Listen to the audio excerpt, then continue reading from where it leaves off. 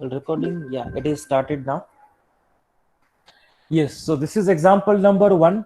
In example 1 there are 4 sub questions, and these 4 sub questions, they are based on the cases we have seen for z variable, right?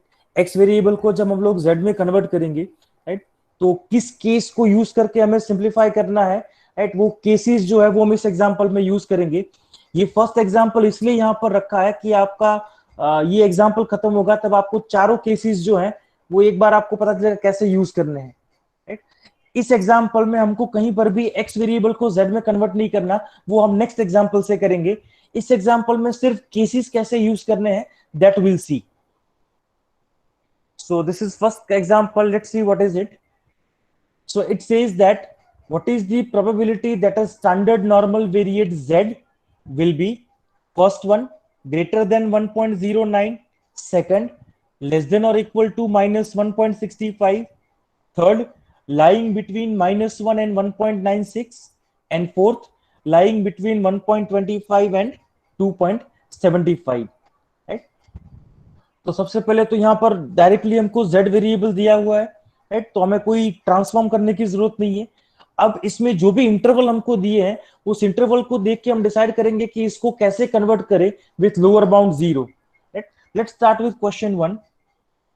So here we have standard normal variate z and the first interval is z greater than 1.09। अब actually interval के point of view से देखें तो ये interval कौन सा रहेगा, z greater than 1.09 है, तो इसको हम कैसे लिखेंगे, it is actually 1.09 less than z less then infinity, right. ये z ग्रेटर देन 1.09 का मतलब क्या होगा, 1.09 से बड़ी सारी वैल्यू इसमें अलाउड है। बड़ी सारी वैल्यू मतलब ये कहां तक जाएगा, इंफिनिटी तक। तो अगर इंटरवल की बात करें तो इंटरवल हमारे पास ये है 1.09 less than z less then infinity. Now, what is lower bound here for this interval? Lower bound is 1.09। इसके लिए तो हम लोग टेबल यूज नहीं कर सकते, राइट। तो इस इंटरवल को हमें इस तरह से सिंप्लीफाई करना है कि इंटरवल तो वही रहे बट लोअर बाउंड उसमें क्या हो जाए, 0, भले उसको हमें कुछ टुकड़ों में डिवाइड करना पड़े, दैट्स फाइन, बट इंटरवल यही रहेगा बट उसमें लोअर बाउंड 0 आ जाएगा। सो देखते हैं इसको कैसे सिंप्लीफाई कर सकते हैं, राइट। ये इंटरवल जो है वो ग्राफिकली इस तरह से दिखेगा, right. As you can see this is your 1.09 value. तो 1.09 से बड़ी सारी वैल्यू जो है वो इंटरवल हम लोग कंसीडर कर रहे हैं। बड़ी सारी वैल्यू मतलब ये वाला रीजन जो यहां पर हाईलाइटेड है, तो ये एरिया हम लोगों को कैलकुलेट करना है। अब इसको हम 0 में कैसे कन्वर्ट करेंगे, ये हमारा एक्चुअली हो जाएगा जो हमने थर्ड केस देखा था उसका पहला सब केस है ये। तो इसको हम कैसे डील करेंगे, हमको ये पता है कि नॉर्मल डिस्ट्रीब्यूशन में ये जो हाफ रीजन है, ये आधा हिस्सा 0 से लेके प्लस इंफिनिटी तक, राइट, ये 0 से लेके प्लस इंफिनिटी तक का ये जो आधा रीजन है, इसका अगर हम लोग एरिया कैलकुलेट करें तो इसका एरिया कितना मिलेगा, 0.5, राइट। ये हाफ पार्ट रीजन का एरिया भी 0.5 रहेगा और जो अदर हाफ है उसका भी 0.5, that's why the total will be 1। तो ये हाफ रीजन का एरिया हमको पता है कि वो 0.5 है, राइट। तो अब हम लोग क्या करेंगे कि ये जो एरिया हमको चाहिए कैलकुलेट करने के लिए, हम क्या करेंगे कि 0.5 में से ये जो व्हाइट रीजन है, let me highlight this with different colour, ये जो व्हाइट रीजन है,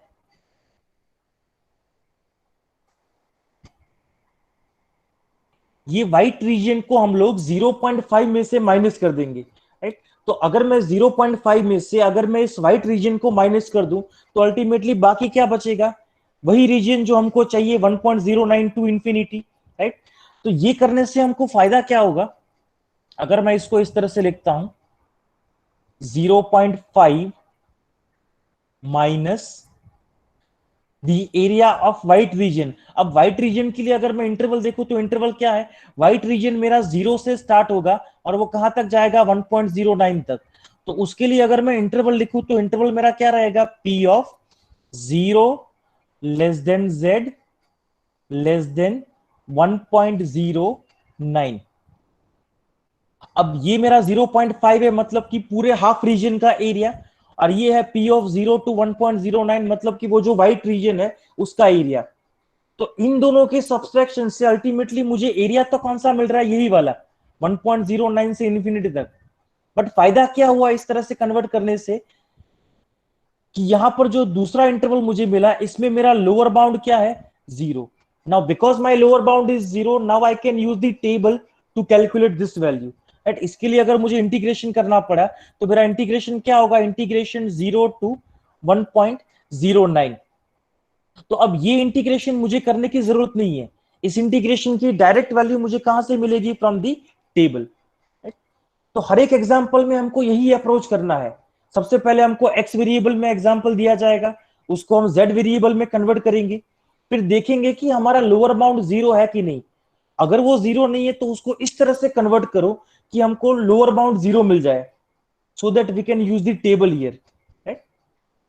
तो इस केस में हमको क्या करना है, हमको 0.5 में से ये इंटरवल माइनस करना है and will get the answer. Ultimately इससे जो एरिया मिलेगा वो वही रहेगा जो 1.09 से इंफिनिटी के लिए हमको मिलेगा। तो चलो ये सब इरेज करके let's see the calculation part. अच्छा, बिफोर आई इरेज दिस, इसमें एक चीज ये तो कंफर्म है कि हमको ये वाला इंटरवल कैलकुलेट करना पड़ेगा एट 0 से लेके 1.09। इसका मतलब ये 1.09 जो है इसके लिए मुझे टेबल से वैल्यू निकालनी पड़ेगी, राइट। तो 1.09 के लिए मैं टेबल से वैल्यू निकालूंगा, वो कैसे निकालूंगा, इसमें सबसे पहले ये जो 1.0 है ये मैं वर्टिकली ऑब्जर्व करूंगा टेबल में कि इससे मुझे कौन सी रो मिल रही है, और उसके बाद ये जो 0.09 है ये मैं हॉरिजॉन्टली ऑब्जर्व करूंगा, इससे मुझे पता चलेगा कि मुझे कौन सी रो यूज करनी है।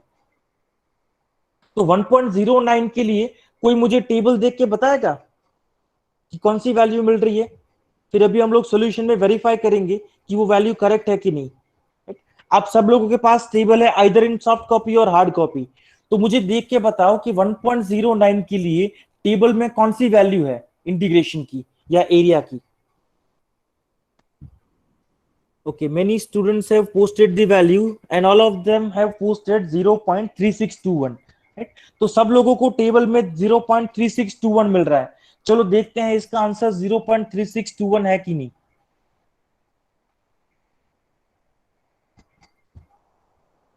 Right, so z greater than 1.09 को हम किस में कन्वर्ट करेंगे, will convert it to 0.5 minus p of 0 to 1.09, so it will be 0.5 minus. Now for 0 to 1.09, for this integration we'll directly use the table, और हमारा upper bound है इसमें 1.09, so using that upper bound we'll decide the value, right। और वो value हमको क्या मिल रहा है इसमें 0.3621, right। ये वैल्यू हमको कहां से मिला, from the table, right. So जिन लोगों ने भी वैल्यू पोस्ट किया था चैट बॉक्स में, all of them are correct, the value is 0.3621। और इन दोनों को सब्सट्रैक्ट करके फाइनली हमको जो आंसर मिल रहा है वो है 0.1379, राइट। तो ये जो एरिया है जो आप लोगों को ग्राफ में दिख रहा है 1.09 से लेके प्लस इंफिनिटी तक, इतना जो एरिया है, राइट, ये कितना रहेगा, दिस एरिया इज 0.1379, राइट। और अगर इसी को मुझे अगर परसेंटेज में लिखना हो तो परसेंटेज में इसको क्या कैसे लिखेंगे, इसको 100 से मल्टीप्लाई कर दो, इट विल बी 13.79%, राइट। मतलब टोटल एरिया जो है जिसमें हम बोलते हैं ना टोटल प्रोबेबिलिटी हमारी 1 है, तो टोटल एरिया को अगर हम 100% बोले तो ये इंटरवल कितना परसेंट कवर कर रहा है, out of 100% it is covering 13.79%। तो कभी कभी एग्जाम्पल आपको प्रोबेबिलिटी के लिए भी पूछा जाएगा और कभी कभी ये आपको परसेंटेज के लिए भी पूछ सकते हैं। तो अगर आपको परसेंटेज के लिए पूछा जाए तो बस क्या करना है, जो भी आपको प्रोबेबिलिटी मिलेगा उसको 100 से मल्टीप्लाई कर दो, right, then it will be converted to percentage, कि भाई ये इंटरवल कितना परसेंटेज एरिया कवर करेगा, तो उसको 100 से मल्टीप्लाई कर दो, आपको उसका परसेंटेज मिल जाएगा। So this interval is covering 13.79% area of the total 100%. So this is solution for question number 1.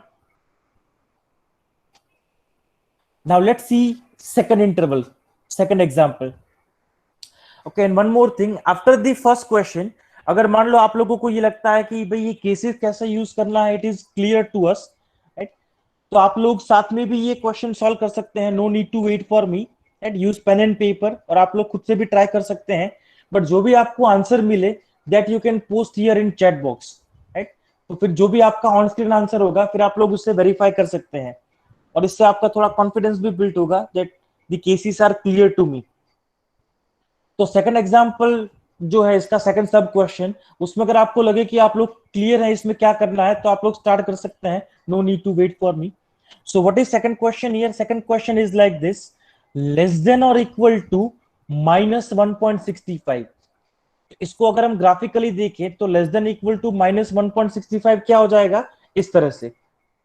तो ये मेरा एरिया है -1.65 और उससे छोटी सारी वैल्यू। तो फाइनली मुझे ये एरिया कैलकुलेट करना है। अब अगर इसके साथ हमको डील करना है तो क्या करेंगे, सबसे पहले तो ये कहां पर बिलोंग कर रहा है, लेफ्ट हैंड साइड में नेगेटिव वैल्यू है। अब हमारा टेबल हम नेगेटिव वैल्यू के लिए तो यूज कर नहीं सकते, तो सबसे पहला काम तो हमको ये करना पड़ेगा कि इसको पॉजिटिव में कन्वर्ट करना पड़ेगा। अब जिस तरह से यहां पर -1.65 है, सिमिलरली यहां पर राइट हैंड साइड में क्या होगा, +1.65, राइट। तो हम यहां पर मार्क कर लेते हैं +1.65। अब यहां पर हमारे पास इंटरवल कौन सा है, -1.65 टू माइनस इंफिनिटी, क्योंकि ये कहां तक जा रहा है हमको पता नहीं, it is of going up to minus infinity. तो जितना एरिया ये -1.65 टू माइनस इंफिनिटी कवर करेगा, उतना ही एरिया कौन कवर करेगा, +1.65 टू प्लस इंफिनिटी, राइट। तो जब हम लोग सिमेट्रिसिटी का प्रॉपर्टी यूज करके इसको कन्वर्ट करेंगे तो इसका पॉजिटिव इंटरवल हमको कौन सा मिलेगा, +1.65 टू इंफिनिटी। अब जैसे ही हम लोग इसको प्लस में कन्वर्ट कर देंगे, +1.65 टू इंफिनिटी, तो ये बिल्कुल वैसा ही केस हो गया जो हमने क्वेश्चन 1 में किया अभी, 1.65 टू इंफिनिटी, राइट। तो इसको हम क्या करेंगे, ये जो व्हाइट रीजन है इसको हम 0.5 से माइनस कर देंगे to get the required area. तो इसको हम कैसे डील करेंगे, इसको हम लिखेंगे 0.5 minus P of 0 less than equal to z less than equal to, कहां तक जाना है हमको, 1.65 तक, राइट। तो इसमें हमने दो चीजें एक साथ की फॉर दी सिंप्लीफिकेशन। पहली चीज हमने क्या की, नेगेटिव इंटरवल को हमने पॉजिटिव में कन्वर्ट कर दिया, जो नेगेटिव है सेम वही चीज हमको पॉजिटिव में लेनी है, right. But minus infinity to -1.65 था, उसको हम क्या लिखेंगे, +1.65 टू प्लस इंफिनिटी। और फिर उस पॉजिटिव इंटरवल को हमने किस में कन्वर्ट कर दिया, 0.5 माइनस 0 टू 1.65। अब इसमें हमारा लोअर बाउंड 0 है, तो इसके लिए हम लोग टेबल यूज कर सकते हैं, और टेबल में वैल्यू हम लोग किसके लिए ऑब्जर्व करेंगे, 1.65 के लिए। तो इस तरह से हम लोग इसमें सिंप्लीफिकेशन देंगे। सिंप्लीफिकेशन बहुत अलग अलग तरीके से दे सकते हैं। ये मैंने आपको एक तरीका बताया कि सिमेट्रिसिटी यूज करके पहले पॉजिटिव में कन्वर्ट कर दो, फिर इस तरह से 0.5 माइनस कर दो। इसके और भी कोई अलग तरीके हो सकते हैं सिंप्लीफाई करने के, बट अल्टीमेटली लास्ट में आपको जो इंटरवल मिलेगा वो तो यही रहेगा। तो आप लोग जिस तरह से भी उसको सिंप्लीफाई करें, आपका फाइनल आंसर उससे चेंज नहीं होगा। So let me clear this and let's see the solution, right. So z less than equal to -1.65 में, अब देखो इसमें किस तरह से किया है, इसमें पहले 1 माइनस जेड ग्रेटर देन -1.65, इस तरह से इसको लिखा है। ये जो 1 माइनस है ये एक्चुअली आपका पूरा व्हाइट रीजन है, ये जो व्हाइट रीजन दिख रहा है वो, और फिर उसको किस में कन्वर्ट किया है, 0.5 माइनस 0 टू 1.65 में। तो इस तरह से अगर आप लोग इसको लिखते हैं तो भी वही चीज मिलेगी, या फिर पहले उसको पॉजिटिव इंटरवल में कन्वर्ट करके लिखो तो भी अल्टीमेटली लास्ट में तो आपको सेम इंटरवल ही मिलेगा। तो जिस तरह से भी सिंप्लीफाई करो, लास्ट इंटरवल तो हमारा यही रहेगा। अब इस 0 टू 1.65 में, ये 1.65 के लिए हमको टेबल से वैल्यू निकालनी है, राइट। और वो जो टेबल से वैल्यू मिलेगी हमको, दैट वैल्यू विल बी 0.4505, और इस 0.4505 को हमें किससे माइनस करना है, 0.5 से, and finally after subtraction the final answer will B 0.0495। This will be your final answer. I think same answer is posted by Disha, right, सिर्फ दिशा ने ये आंसर पोस्ट किया है and that answer is correct. अब जिस तरह से दिशा ने ये आंसर पोस्ट किया है for this second question, similarly for the third and fourth I expect from everyone कि आप लोग आंसर पोस्ट करें, आप लोग खुद से ट्राई करिए एक बार। So this is the answer for second sub question. Let's move to third one.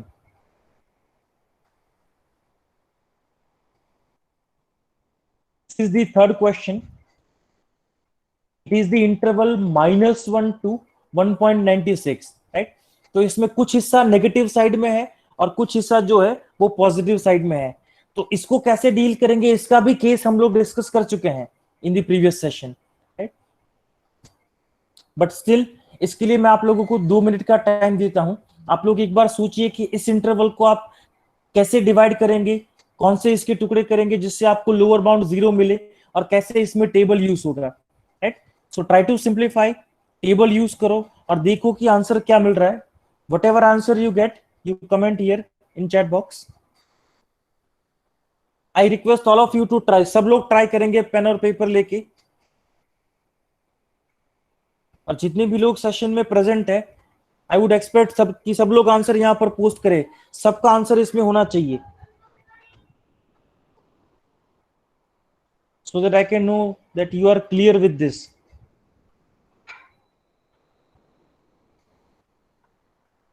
तो सब लोग ट्राई करो in your book.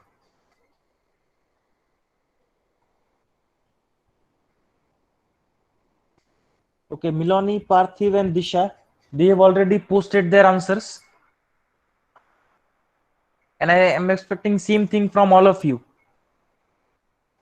I can see 20 students here, तो 20 replies होने चाहिए।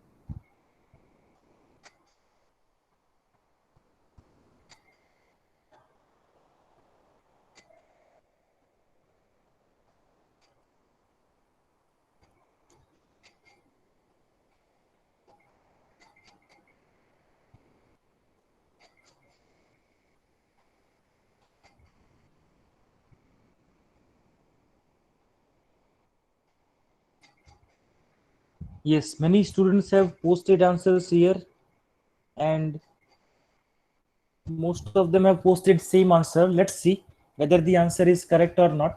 So what we'll do here, we have two values, one is negative and one is positive.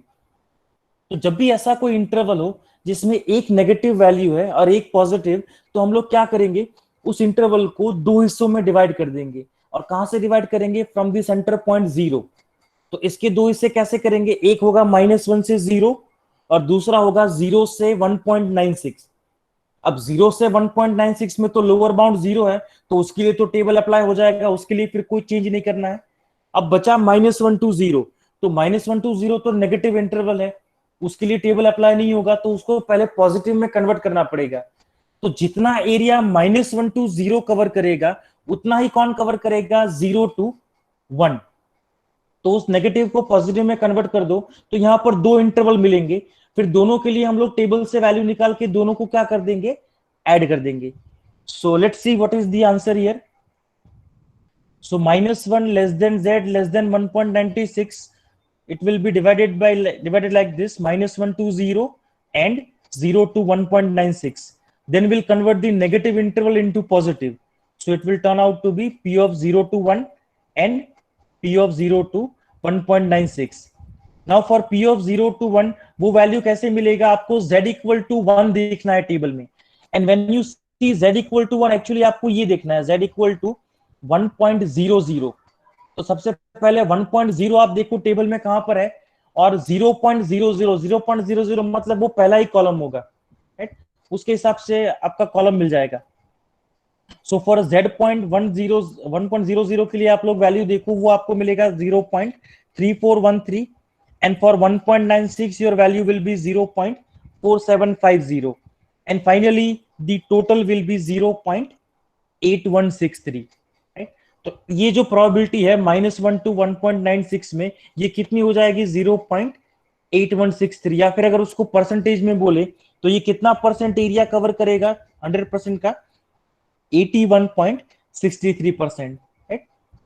वो तो दिख ही रहा है कि भाई दोनों साइड में बस छोटा सा व्हाइट रीजन अवेलेबल है जो इसमें कवर नहीं हो रहा, बाकी इतना एरिया कवर हो गया, राइट. तो 100% के काफी नजदीक की वैल्यू होगी. So it is 81%.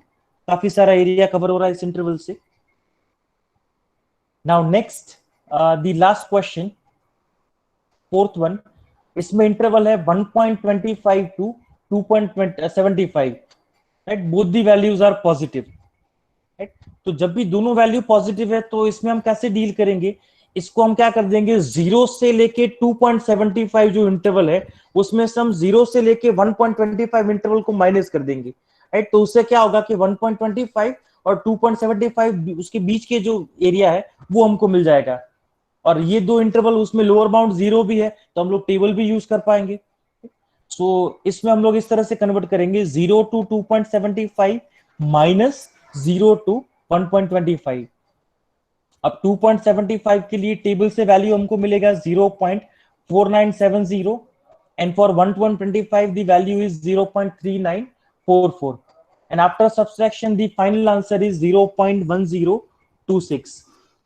I think काफी सारे स्टूडेंट ने वो आंसर पोस्ट भी कर दिया है, right. So that's the area. या फिर अगर इसको परसेंटेज में लिखे, ये कितना परसेंट एरिया कवर कर रहा है, 10.26%.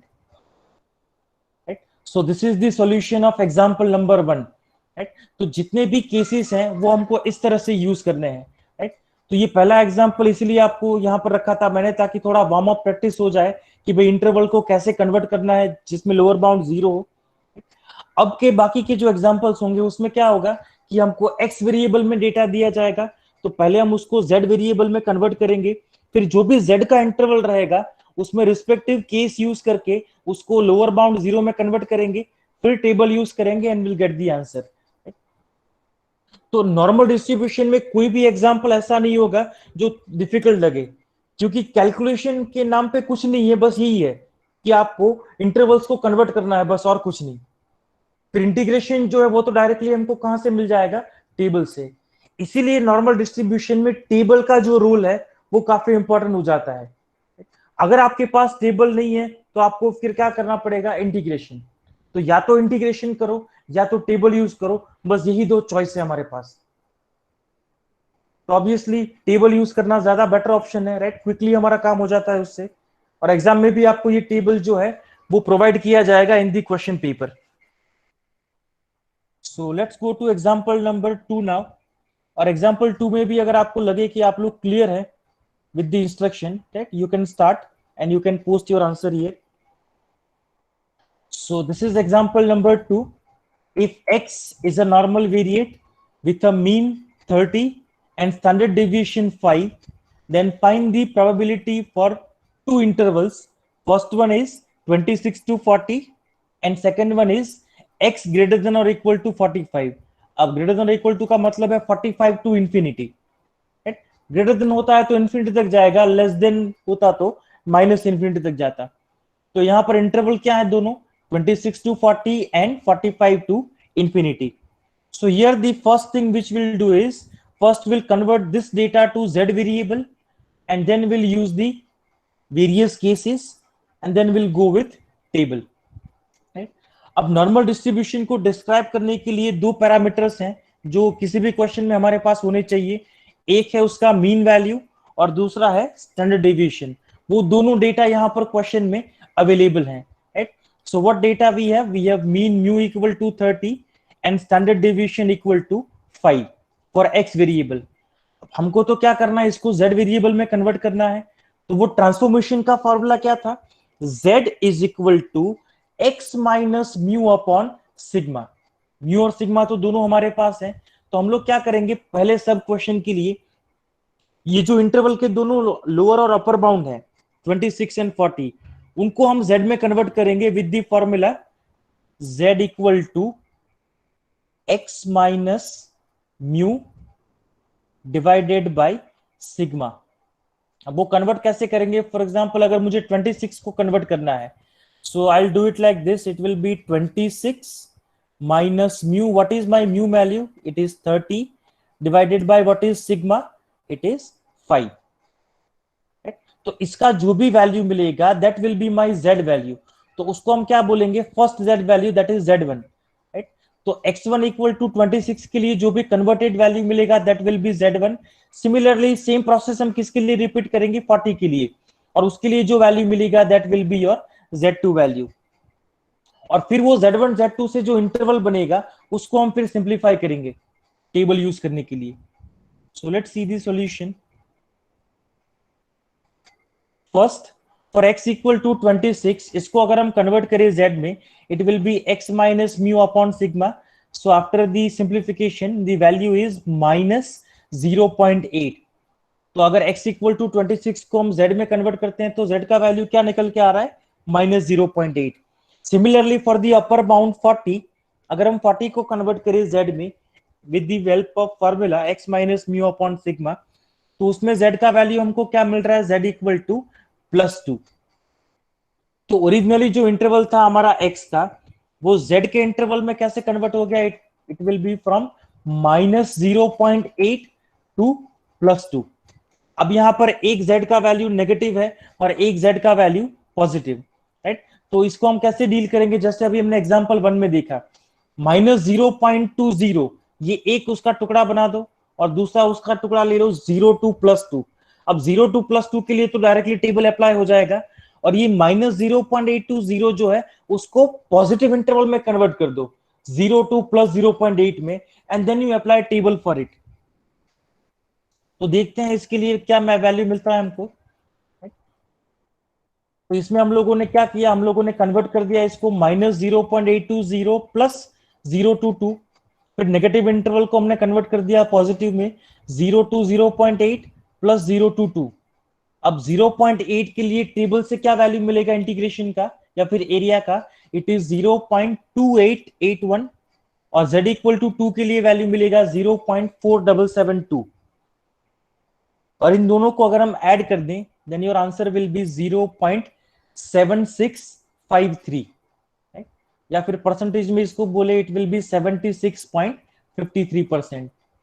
तो ये जो इंटरवल है 26 to 40, ये कितना परसेंट एरिया कवर करेगा, 76.53%. So Disha and Kishan has already posted the same value here in the chat box. Right? So the answer is correct. Now same thing let's do for second sub question. X greater than or equal to 45. देखते हैं इसमें किस तरह से simplification होगा और क्या answer मिलेगा.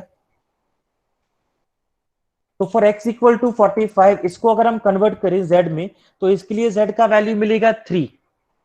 अब z इक्वल टू 3 है तो इंटरवल हमारा कौन सा हो गया, z ग्रेटर देन और इक्वल टू 3. ग्रेटर देन और इक्वल टू 3 मतलब 3 to infinity.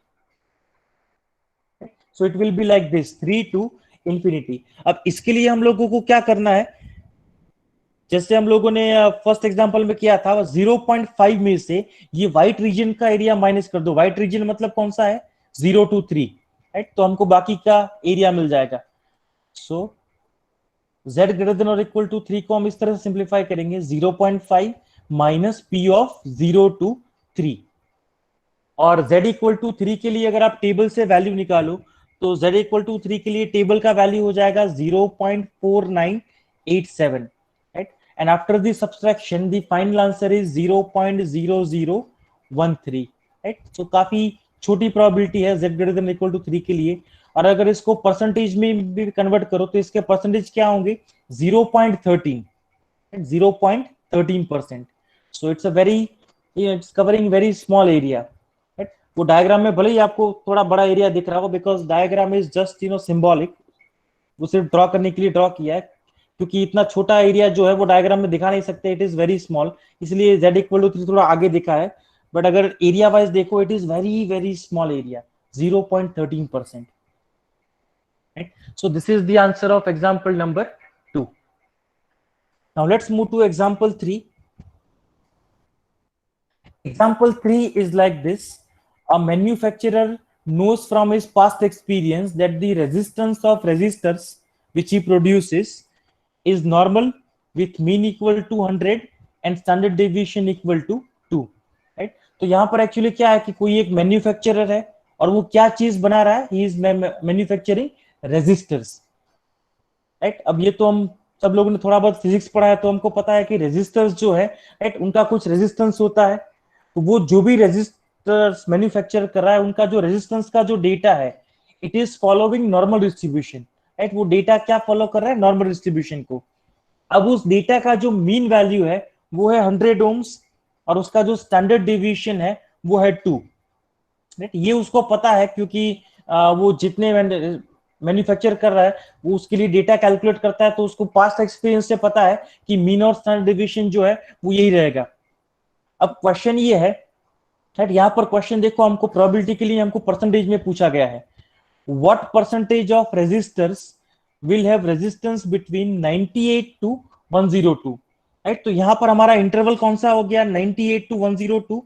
तो क्वेश्चन तो हमको उसी मेथड से सॉल्व करना है, ये हमारा x का इंटरवल हो जाएगा, इसको हम z में कन्वर्ट करेंगे, सिंप्लीफाई करेंगे, टेबल से वैल्यू निकालेंगे, बट लास्ट में वैल्यू निकालने के बाद उसको हम 100 से मल्टीप्लाई कर देंगे ताकि हमारा आंसर जो है वो किस में आ जाए, परसेंटेज में, राइट।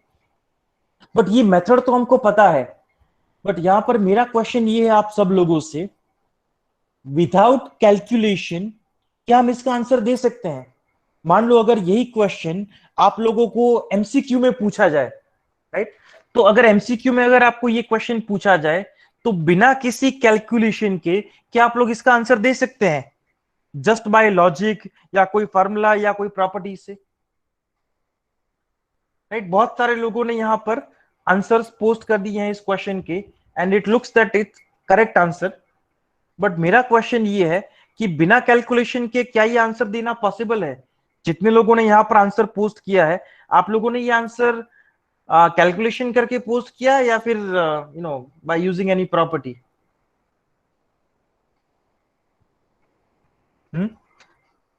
दिशा, निष्ठा, हर्षित, मिलोनी, Keyur, Kishan,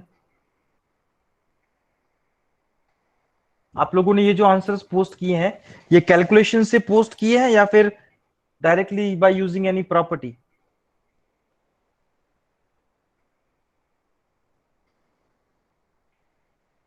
because the answer was very quick.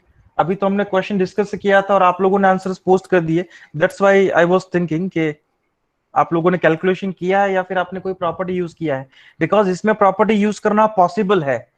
कौन सा प्रॉपर्टी यूज करना पॉसिबल है? मैंने आपको बोला था property number 7 which is very useful for MCQs, right. वो प्रॉपर्टी एक बार मैं आपको फिर से दिखा देता हूं इसमें, let me show you the property, let's go to that slide. या this was our property number 7, right. ये प्रॉपर्टी नंबर 7 हमारा क्या था?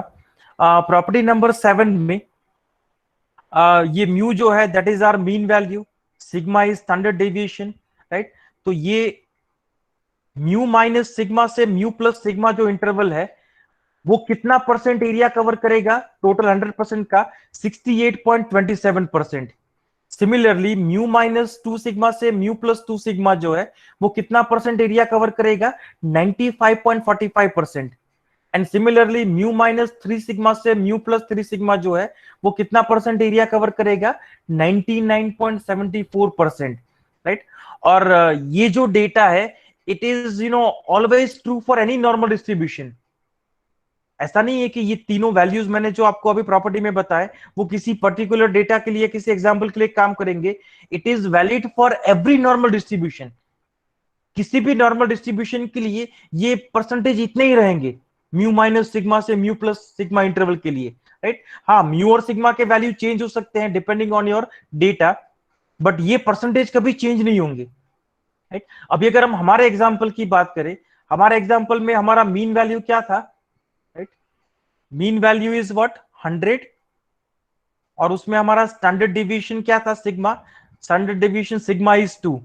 तो अगर मैं ये वाला इंटरवल कैलकुलेट करूं, mu minus sigma two mu plus sigma, तो इस इंटरवल की लोअर बाउंड और अपर बाउंड मुझे क्या मिलेंगे, 100 माइनस में अगर 2 करूं तो ये हो जाएगा 98, और 100 प्लस 2 करूं तो ये क्या हो जाएगा 102, राइट। तो ये कौन सा इंटरवल मिला, 98 टू 102। ये तो वही इंटरवल है जो हमको क्वेश्चन में पूछा गया है, 98 टू 102। इसका मतलब ये इंटरवल जो है ये इस फॉर्मेट में मिल रहा है हमको, म्यू माइनस सिग्मा से म्यू प्लस सिग्मा।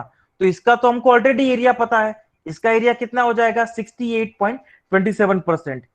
और अभी कुछ लोगों ने यहां पर कैलकुलेशन करके ये आंसर पोस्ट किया है और उनको भी सेम यही वैल्यू मिल रहा है 68.26 या 27, right.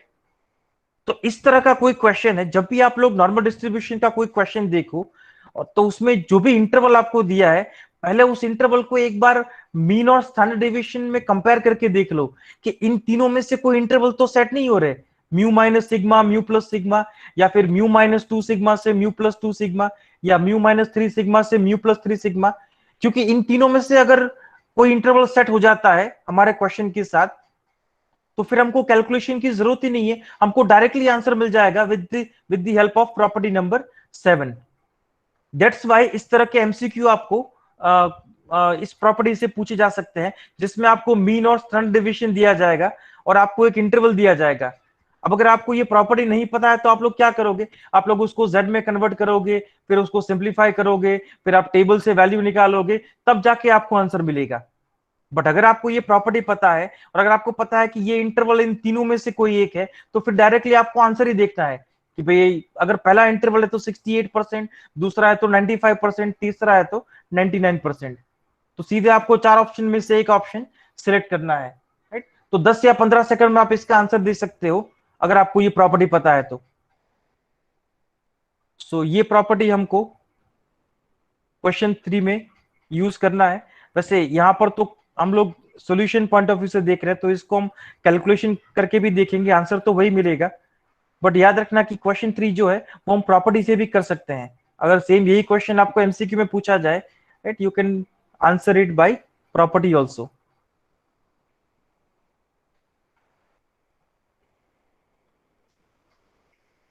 Let's come back to question 3 again. So this was our question. अब हमको तो ऑलरेडी पता है कि इसका आंसर है 68.26%, right? But still, let's see the calculation. So mean is 100, standard deviation is 2. So सबसे पहले अगर 98 को कन्वर्ट करें z में, so here z value will be -1. Again for 102 z value will be +1. तो ये 98 to 102 जो है ये इंटरवल किस में कन्वर्ट हो गया, -1 to 1 में। अब यहाँ पर एक नेगेटिव और एक पॉजिटिव वैल्यू है, तो कैसे डील करेंगे इसको, इसको दो टुकड़ों में कन्वर्ट कर देंगे, -1 to 0 एंड 0 to 1। फिर -1 to 0 को भी हम पॉजिटिव में कन्वर्ट कर देंगे, तो 0 to 1 वाले दो इंटरवल हो गए जिनके लिए सेम वैल्यू ही मिलेगा, और वो वैल्यू कौन सा है 0.3413।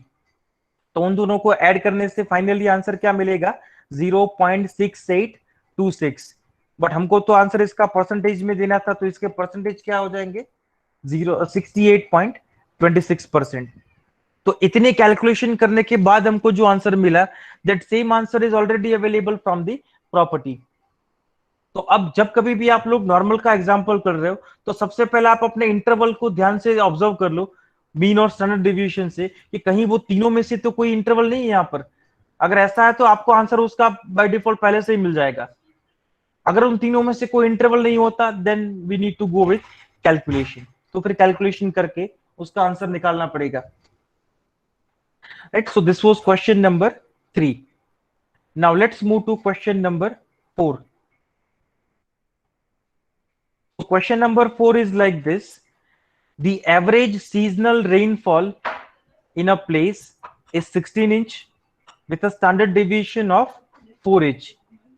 What is the probability that a rainfall in that place will be between 20 to 24 in a year, right? तो यहां पर हमारे पास क्या है कि किसी पर्टिकुलर प्लेस के लिए वहां पर कितना रेनफॉल है उसका हमारे पास डेटा है, राइट। और उसके लिए चलो यहाँ पर ये बोला नहीं गया बट फिर भी हम लोग ये मान के चलेंगे कि वो जो रेनफॉल का डेटा है it is following normal distribution, right. और जीटीयू में मान लो अगर ये क्वेश्चन आपको पूछा गया तो जीटीयू में कैसे पता चलेगा कि ये क्वेश्चन हमको नॉर्मल डिस्ट्रीब्यूशन से करना है? तो इसमें आपको जो डेटा दिया है उसमें आपको मीन और स्टैंडर्ड डिविएशन दिए हैं, पर एक ही डिस्ट्रीब्यूशन ऐसा है जो ये दोनों पैरामीटर यूज करता है, मीन और स्टैंडर्ड डिविएशन, और वो कौन सा डिस्ट्रीब्यूशन है? It is normal distribution. तो जीटीयू में अगर इस तरह से क्वेश्चन आपको पूछा जाए तो आपको ये दोनों पैरामीटर के वैल्यू देख के पता चलेगा कि ये हमको किससे करना है? नॉर्मल डिस्ट्रीब्यूशन से, राइट। तो यहां पर हमको मीन और स्टैंडर्ड डिविएशन जो है वो हमको दिए गए हैं, और इंटरवल हमको कौन सा दिया गया है? 20 टू 24। तो प्रोसेस तो हमको पूरा पता है, पहले हम इसको जेड में कन्वर्ट करेंगे 20 और 24 दोनों को, उससे भी हमको एक इंटरवल मिलेगा, उसको सिंप्लीफाई करेंगे, then will use the table and will get the answer, right. तो यही प्रोसेस हमने पिछले 3 एग्जांपल में यूज किया हुआ है, राइट। सो अब मैं चाहूंगा कि आप सब लोग एक बार ट्राई करें, क्योंकि ऑलरेडी हम लोग 3 एग्जांपल कर चुके हैं, अब ये प्रोसेस काफी क्लियर है। So I am giving you time, मैं चाहूंगा कि सब लोग अपना आंसर यहां पर पोस्ट करें कैलकुलेट करके। So take time of 2 minutes, calculate it and post your answer here. After that we'll verify the answer. और सिर्फ 5-6 लोग ये आंसर पोस्ट कर रहे हैं ऐसा नहीं चलेगा, सब लोग आंसर पोस्ट करें। काफी सिंपल सा एग्जांपल है, आई थिंक 2 या 3 मिनट मैक्सिमम लगेंगे इसको कैलकुलेट करने में। सब लोग ट्राई करो और सब लोग यहां पर आंसर पोस्ट करेंगे अभी।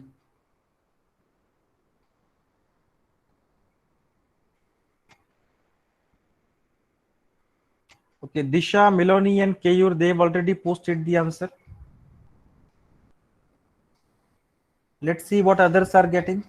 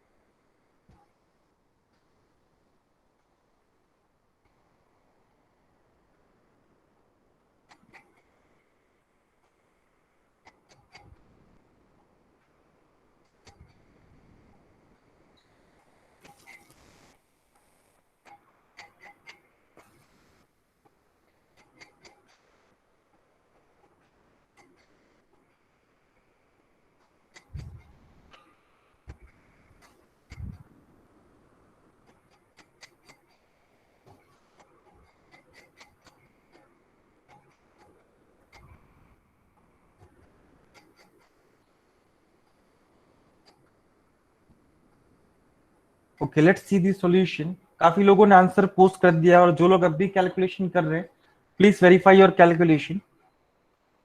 So here first x value is 20, so using x minus mu upon sigma, if we convert it to z variable, z will be 1.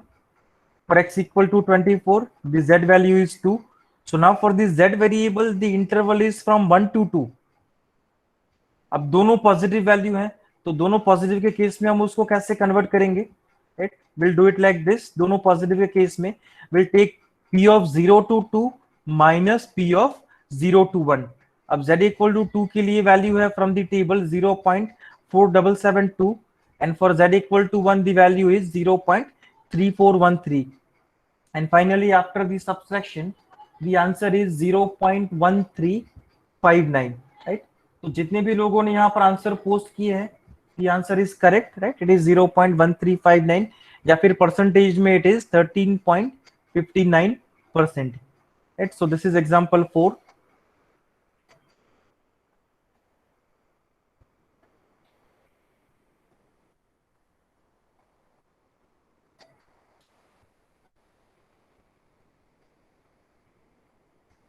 Now before we move to example number 5, उसके लिए एक छोटी सी चीज है जो हमें डिस्कस करनी है, because we are going to use this in example, right?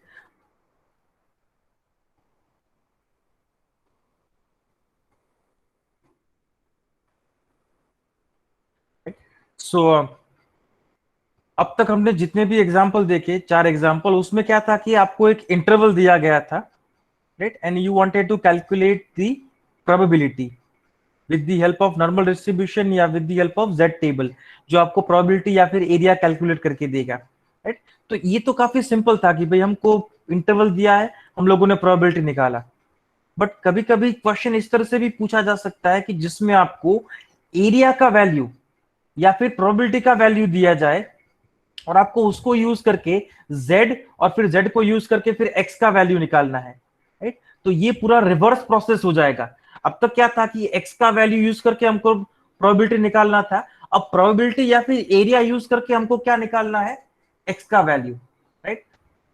But ये रिवर्स प्रोसेस में एक प्रॉब्लम क्या होगा कि रिवर्स प्रोसेस जब हम लोग करेंगे एरिया कैलकुलेट करके, तो प्रॉब्लम ये होगा कि मान लो 0 से 1 का प्रोबेबिलिटी अगर मान लो 30% है, 0.3, तो -1 से 0 का भी तो उतना ही होगा, 0.3, राइट? अब यहां पर हमको टेबल से तो एरिया मिल जाएगा, बट वो नेगेटिव साइड में है पॉजिटिव साइड में वो कैसे पता चलेगा, राइट? वो हमको पता नहीं चलेगा। तो सबसे पहले तो यहां पर ये डिसाइड करना जरूरी हो जाएगा कि जो z या x की वैल्यू हम लोग कैलकुलेट कर रहे हैं वो नेगेटिव साइड में है कि पॉजिटिव साइड में, राइट? तो वो डिसाइड करने के लिए हम लोग क्या करेंगे, वो डिसाइड करने के लिए हम लोग क्यूमुलेटिव फंक्शन का यूज करेंगे। अब क्यूमुलेटिव मतलब क्या, राइट? हम लोगों ने यूनिट 1 में ये चीज डिस्कस की हुई है, क्यूमुलेटिव फंक्शन। जैसे मान लो ये मेरा कैपिटल एफ ऑफ x1 है, तो ये कैपिटल एफ ऑफ x1 क्या करेगा, वो -इंफिनिटी से लेके x1 तक का एरिया मुझे कैलकुलेट करके देगा, राइट? तो ये अगर मैं इसको ग्राफ में ड्रॉ करके दिखाऊं, लेट्स से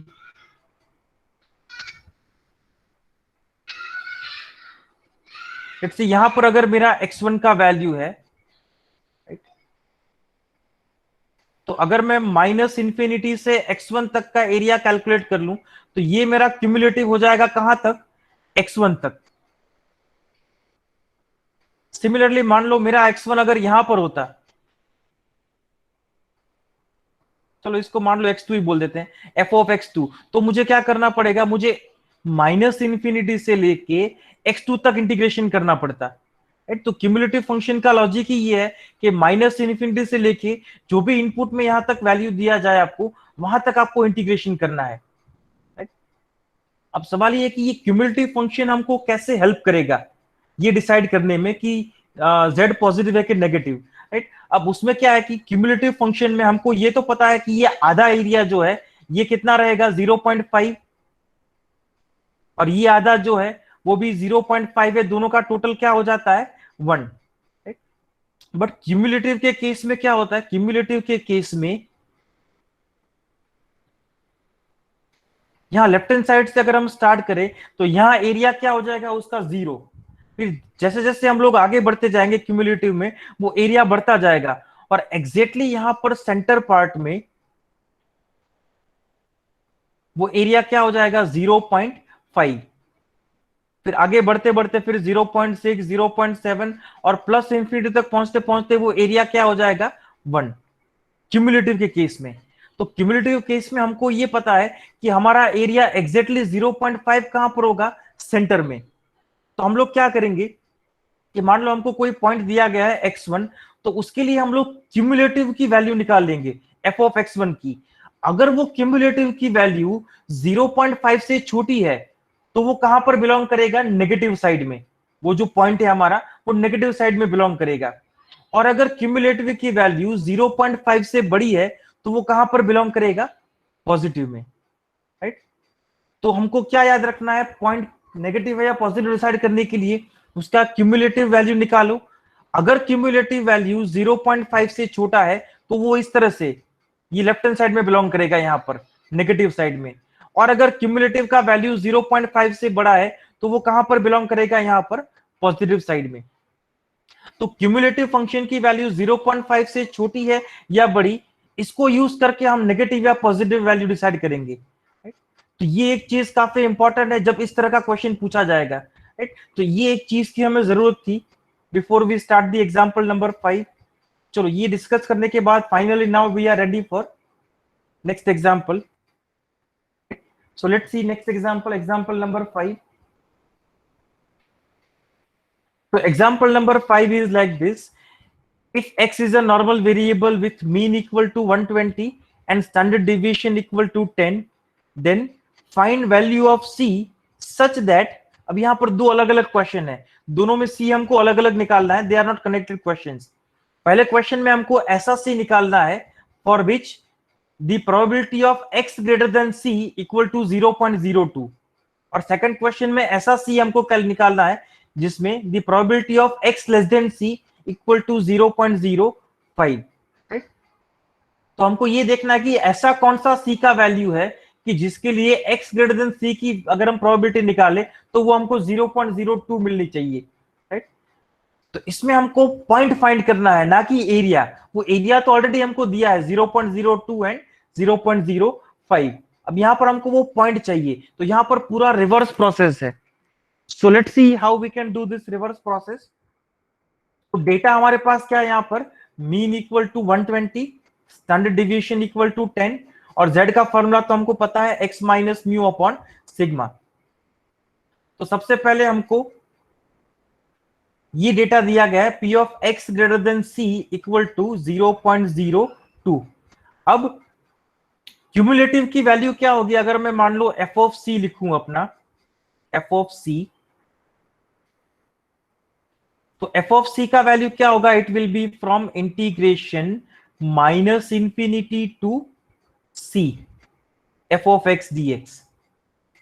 मतलब c तक का एरिया जो है वो किस इंटरवल से मिलेगा, माइनस इंफिनिटी टू c। अब यहां पर तो हमारे पास इंटरवल कौन सा है, x ग्रेटर देन c। अब x ग्रेटर देन c का मतलब क्या होता है, c less than x less then infinity, right. अब इस इंटरवल की वैल्यू हमारे पास है, इसको अगर हम लोग रियल लाइन पे ड्रॉ करके देखें, यहां पर माइनस इंफिनिटी हो गया, यहां पर प्लस इंफिनिटी है, राइट। मान लो यहां पर कहीं हमारा c का वैल्यू है, अभी फिलहाल जस्ट एज्यूम दैट, राइट। तो माइनस इंफिनिटी से लेके प्लस c तक, राइट, ये जो एरिया है या ये जो वैल्यू है वो किसकी वैल्यू है, हमारी क्यूमुलेटिव की, f ऑफ c की। और ये जो है c से लेके प्लस इंफिनिटी, राइट, ये वो एरिया है जो हमें कैलकुलेट करना है, राइट। ना सॉरी, ये एरिया हमको दिया हुआ है 0.02, ये एरिया कितना है 0.02, ये हमको दिया हुआ है। अब इसमें हम लोग क्या करेंगे, हमको एक चीज ये तो पता है कि माइनस इंफिनिटी से प्लस इंफिनिटी के बीच जो टोटल एरिया है वो कितना हो जाएगा, 1। तो अगर हम 1 में से अगर ये वैल्यू माइनस कर दे 0.02, तो क्या बचेगा, तो ये हमारा एफ ऑफ सी का वैल्यू हमको मिल जाएगा क्यूमुलेटिव का। तो ये क्यूमुलेटिव के वैल्यू से हमको क्या पता चलेगा, एफ ऑफ सी का वैल्यू देख के, अगर एफ ऑफ सी का वैल्यू हमको 0.5 से बड़ा मिला तो हमारा z पॉजिटिव होगा। अगर हमको एफ ऑफ सी का वैल्यू छोटा मिलता है 0.5 से तो हमारा z क्या होगा, नेगेटिव। तो वो हमको एफ ऑफ सी से पता चलेगा। बट एफ ऑफ सी निकालने के लिए हमको क्या करना पड़ेगा, 1 में से हमको ये वैल्यू माइनस करना पड़ेगा 0.02। तो देखते हैं वो क्या मिलता है इसमें। So x less than c जो है ये हमारा एफ ऑफ सी है, because x less than c वो क्या रिप्रेजेंट करेगा, minus infinity to c। So this is our F of C. तो ये एफ ऑफ सी हमको कैसे मिलेगा, 1 minus P of x greater than और इक्वल टू c करने से। But x greater than c के लिए तो ऑलरेडी वैल्यू हमको दिया गया है 0.02, राइट। और 1 में से अगर मैं 0.02 को माइनस करूं तो वैल्यू क्या बचता है, 0.98। तो क्योंकि इसमें वैल्यू हमको मिला 0.98, राइट, वो 0.5 से बड़ी वैल्यू है। तो इससे हमको क्या पता चल रहा है कि हमारा जो z का वैल्यू होगा वो कहां पे बिलोंग करेगा, राइट हैंड साइड में, राइट, वो क्या रहेगा, पॉजिटिव वैल्यू। तो यहां से हमको एक चीज कंफर्म पता चल गई कि हमारा z जो है वो पॉजिटिव है। अब z पॉजिटिव है ये पता चलने के बाद z का वैल्यू है क्या वो कैसे पता चलेगा, तो z पॉजिटिव है वो तो पता चल गया हमको। अब हमको क्या करना है कि x ग्रेटर देन c, उसको अगर हम z में कन्वर्ट करेंगे तो हमको क्या मिलेगा, कोई z1 वैल्यू मिलेगा, z ग्रेटर देन z1। वो वैल्यू कौन सा है वो हमको पता नहीं है, वो तो हमको कैलकुलेट करना है। अब x ग्रेटर देन c के लिए हमको वैल्यू दिया गया है 0.02। अब z ग्रेटर देन z1 को हम लोग कैसे कन्वर्ट करते थे बाकी सारे केस में, z1 यहां पर है पॉजिटिव साइड में, तो इसको हम लोग कैसे कन्वर्ट करते थे, 0.5 में से ये व्हाइट एरिया माइनस करके, तो इसको हम लोग लिखेंगे 0.5 minus P of 0 to z1।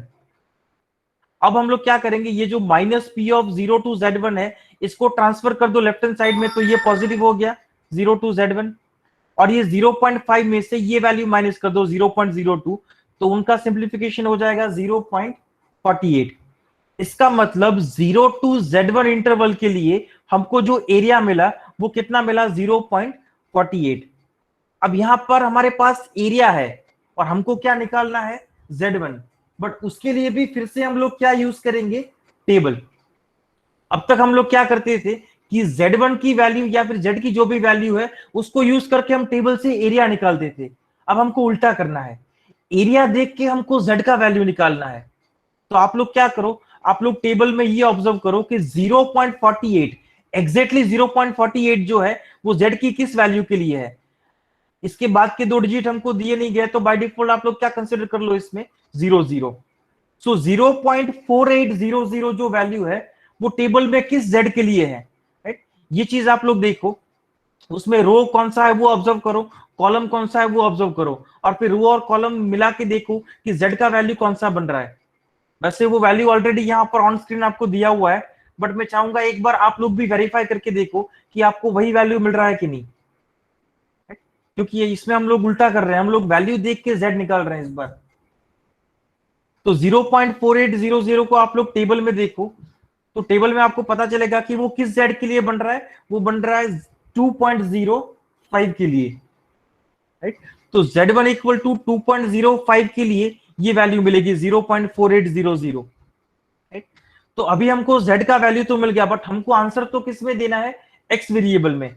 ये तो हमको z की वैल्यू मिली, अब z को हमें कन्वर्ट करना पड़ेगा फिर से x वेरिएबल में। तो z को कन्वर्ट करने के लिए फॉर्मूला तो ऑलरेडी हमारे पास है, x minus mu upon sigma, right. अब हमको तो x का वैल्यू कौन सा दिया गया है इसमें, c, x equal to c हमको चाहिए। म्यू का वैल्यू है 120, स्टैंडर्ड डिविएशन है 10, और z का वैल्यू क्या मिला हमको 2.05। तो इसको अगर हम सिंप्लीफाई कर दें तो फाइनली हमारा सी का वैल्यू क्या निकल के आएगा, सी का वैल्यू है 140.05। इसका मतलब एक्स ग्रेटर देन सी की प्रोबेबिलिटी 0.02 किस सी के लिए होगी, it will be for C equal to 140.05, right. ये किसके लिए होगी, 140.05 के लिए। तो इस तरह से हम लोग सी की वैल्यू निकालेंगे। तो पिछले 4 एग्जांपल में हमने जो भी प्रोसेस किया ये बिल्कुल उसका उल्टा प्रोसेस है। वहां पर हम लोग z की वैल्यू से एरिया निकाल रहे थे, यहां पर हम एरिया से z की वैल्यू निकाल रहे हैं। बट दोनों केस में टेबल तो हमको यूज करना ही है, राइट। वो वैल्यू मिलेगा किससे हमको, टेबल से। तो ये सी का वैल्यू मिला हमको पहले क्वेश्चन के लिए। Now same thing we are going to do for question number 2।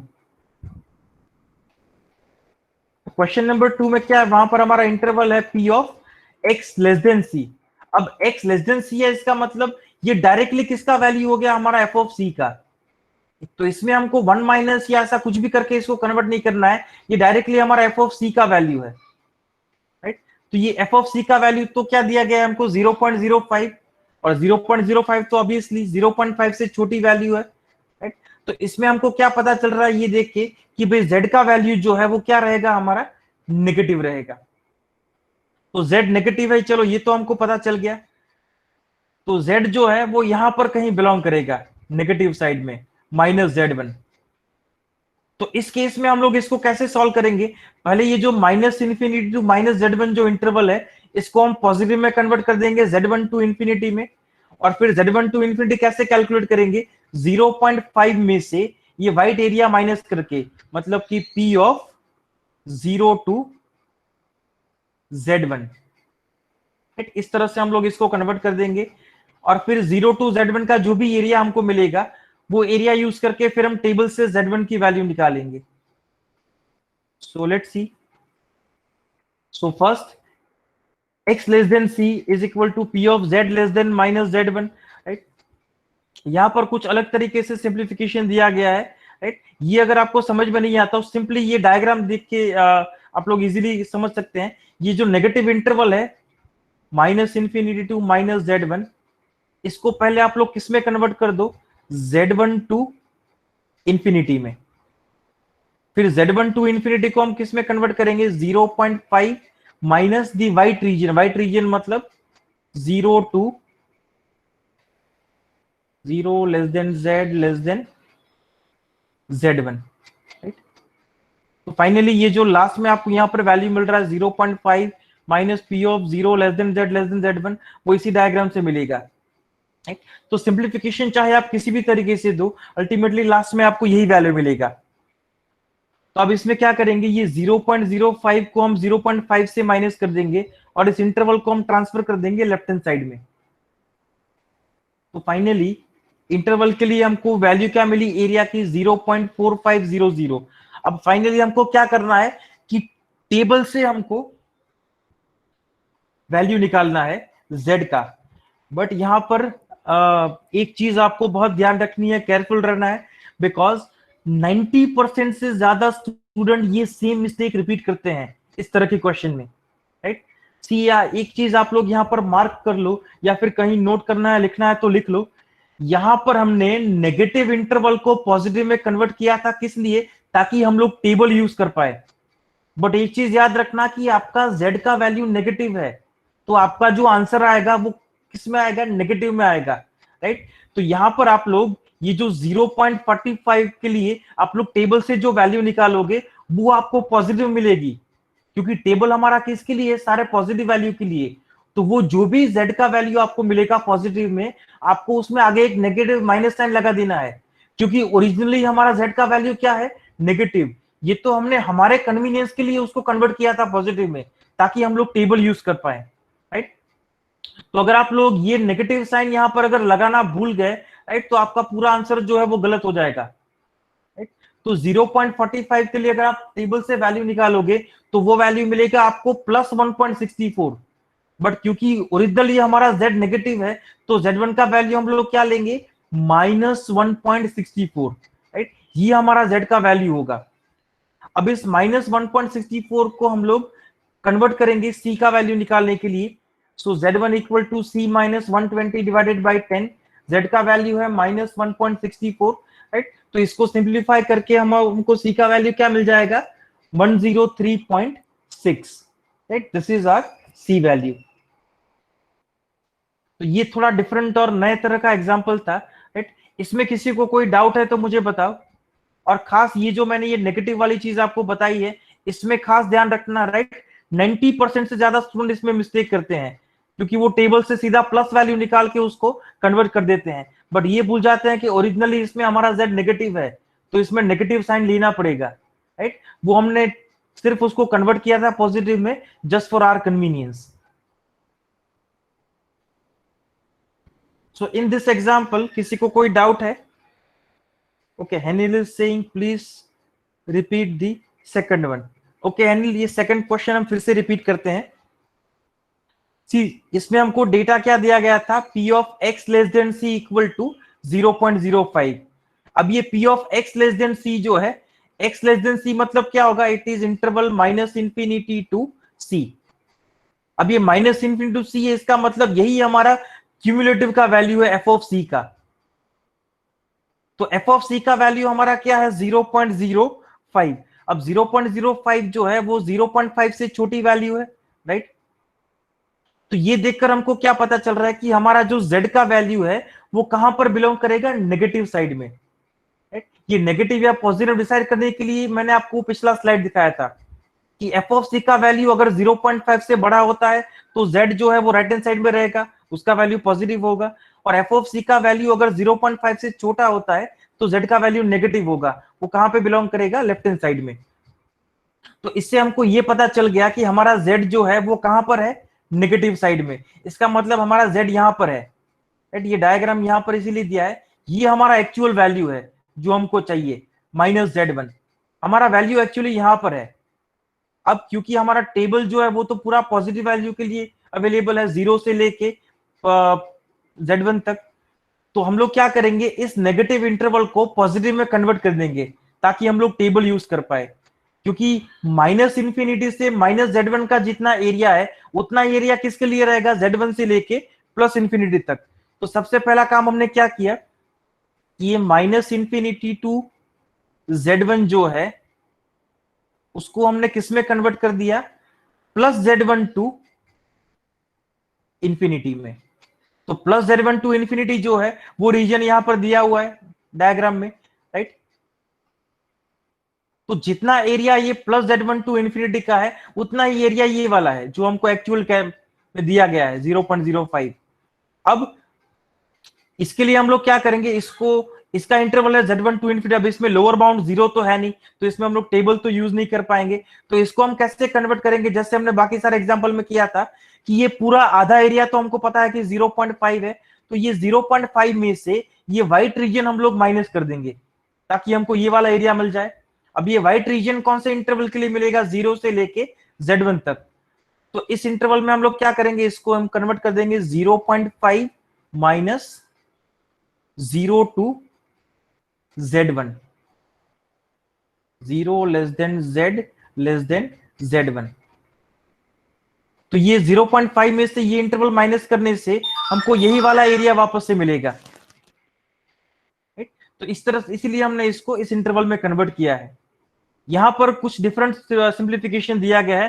पहले उसको 1 - में कन्वर्ट करके फिर उसको नेगेटिव से पॉजिटिव किया गया है। ये भी सिंप्लीफिकेशन वैलिड है और मैं आपको जो बता रहा हूं वो भी वैलिड है, बट ये थोड़ा ज्यादा इजी है इसलिए मैं आपको इसलिए दे रहा हूं।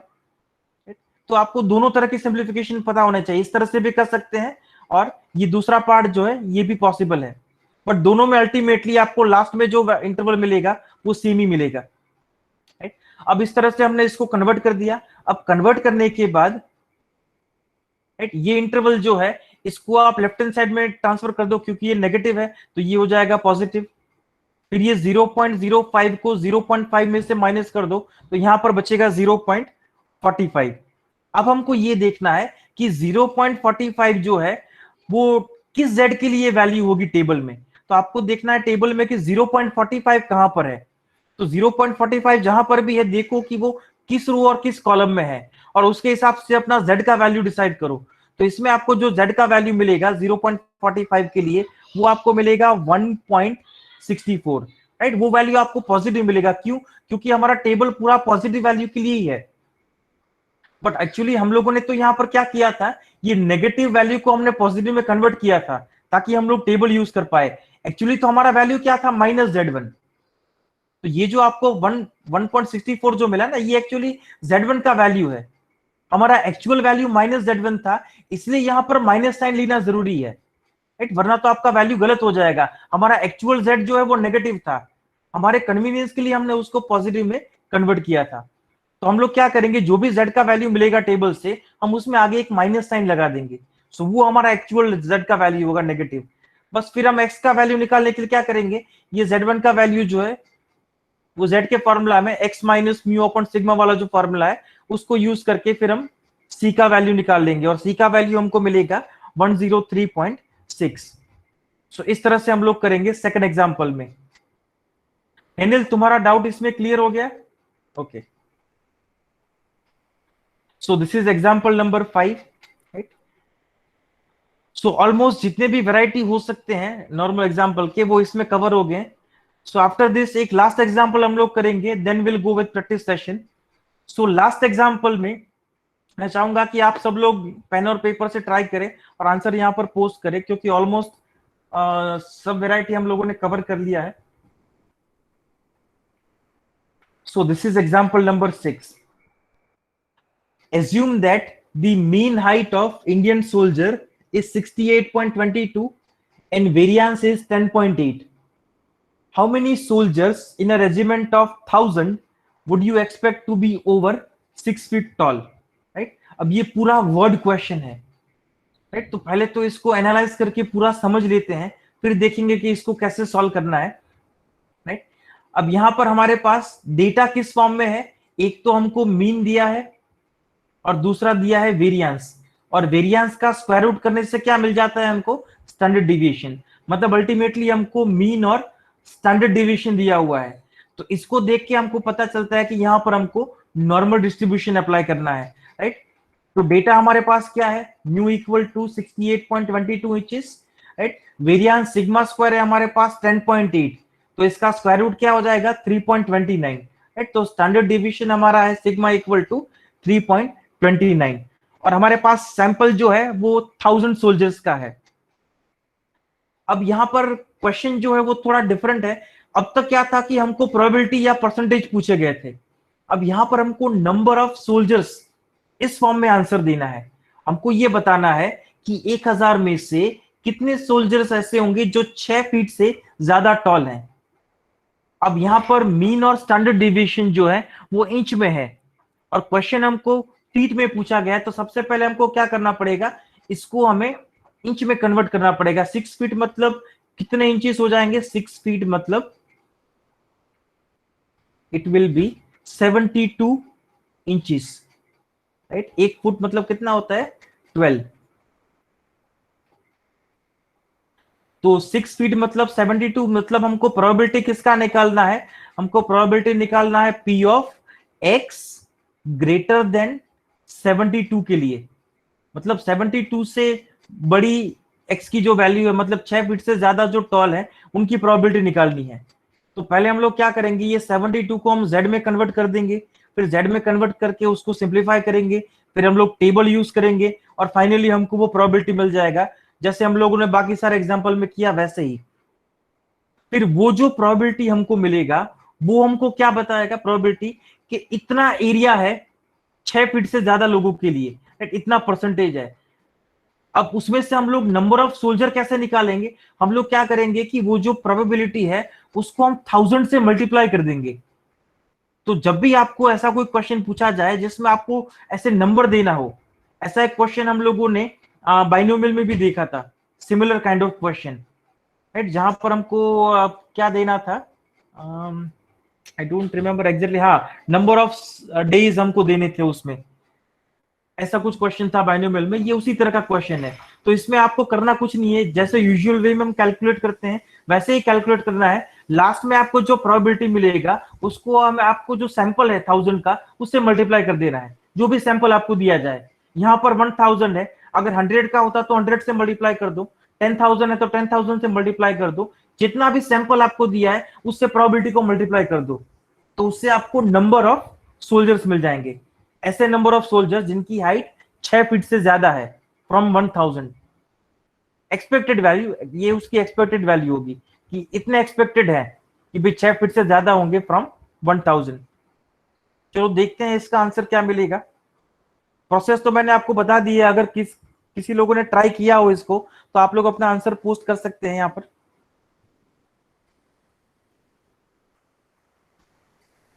सो यहाँ पर है x इक्वल टू 6 फीट मतलब 72 इंचेस। तो 72 को अगर हम z में कन्वर्ट करें तो 72 के लिए z का वैल्यू आएगा 1.15। Okay, meanwhile Miloni has posted something. Miloni, ये 13 किस चीज का वैल्यू है, सोल्जर्स का, नंबर ऑफ सोल्जर्स। ओके, तो आई थिंक इसका आंसर थोड़ा डिफरेंट है मिलोनी, तो एक बार ये सॉल्यूशन देख लो, फिर देख लो कहां पर गलती हुई है कैलकुलेशन में। आई थिंक इसका आंसर इज अराउंड 125। सो सबसे पहले हमने z को कन्वर्ट कर दिया 1.15 में, तो अब हमारा इंटरवल क्या हो जाएगा, x ग्रेटर देन 72 तो 72 जो था वो कन्वर्ट होके हो जाएगा z ग्रेटर देन 1.15। तो z ग्रेटर देन 1.15 जो है उसको हम कैसे सिंप्लीफाई करेंगे टेबल यूज करने के लिए, उसको हम सिंप्लीफाई करेंगे 0.5 माइनस 0 टू 1.15। अब 1.15 के लिए हम लोग टेबल से वैल्यू निकालेंगे, तो वो वैल्यू हो जाएगा हमारा 0.3749। अब उसे हमें माइनस करना है 0.5 से, तो माइनस करके फाइनली हमारा जो वैल्यू मिलेगा वो हो जाएगा 0.1251, राइट। तो ये है प्रोबेबिलिटी x ग्रेटर देन 72 का। अब हमको क्या करना है, हमको तो 1000 के सैंपल में से कितने सोल्जर्स है उसमें आंसर देना है, तो इस प्रोबेबिलिटी को हमें 1000 से मल्टीप्लाई कर देना है to get the expected number of soldiers having height more than 6 feet. तो 0.1251 को अगर हम 1000 से मल्टीप्लाई करें तो वो हो जाएगा 125.1। अब नंबर ऑफ सोल्जर्स डेसिमल में तो हो नहीं सकते, तो अप्रोक्सीमेटली ये क्या हो जाएगा 125। तो 125 एक्सपेक्टेड सोल्जर्स हो सकते हैं 6 फीट से ज्यादा हाइट वाले फ्रॉम द सैंपल ऑफ 1000। तो ये इसका आंसर है। सो मिलोनी, कहां पर गलत हो गया तुम्हारा calculation? Why you got? Sir, I have multiplied it with 100. अच्छा, okay Yeah. okay, so that means your calculation is correct, just the the sample size is wrong। यहाँ पर sample size हमारा 1000 है। Yes, sir. okay, so this is the solution of example number 6। तो जब भी इस तरह का वर्ड प्रॉब्लम है तो इस तरह से उसको सिंप्लीफाई करके हम लोग सॉल्व करेंगे। सो this was the last example for normal distribution. GTU में जितने वैरायटी पूछे जाते हैं ऑलमोस्ट सारे वैरायटी इसमें ट्राई किया है हमने कि कवर हो जाए, right.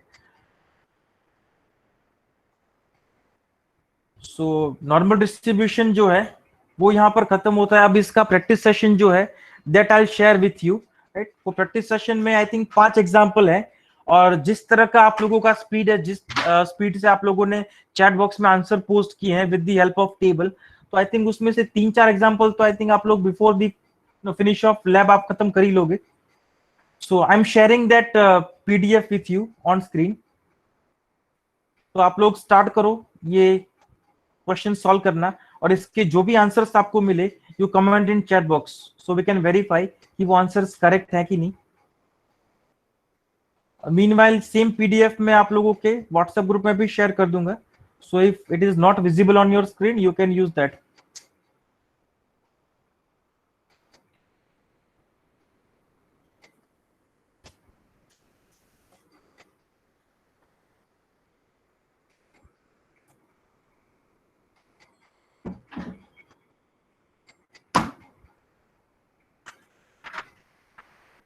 Yes, the PDF is on your screen. As you can see, there are 5 examples, right? So if you are clear with all these 6 examples in the PPT, then it would be very easy to solve these 5 examples, right? तो मैं अभी थोड़ी देर में ये PPT और exercise का word file दोनों चीजें शेयर कर रहा हूँ आप लोगों के व्हाट्सएप ग्रुप में। तो रेफरेंस के लिए अगर आपको PPT के एग्जाम्पल देखने हैं तो वो भी मैं शेयर कर रहा हूँ, वो आप लोग यूज कर सकते हैं उसको। तो आप लोग कैलकुलेशन स्टार्ट कर दो and please post your answers here so we can verify.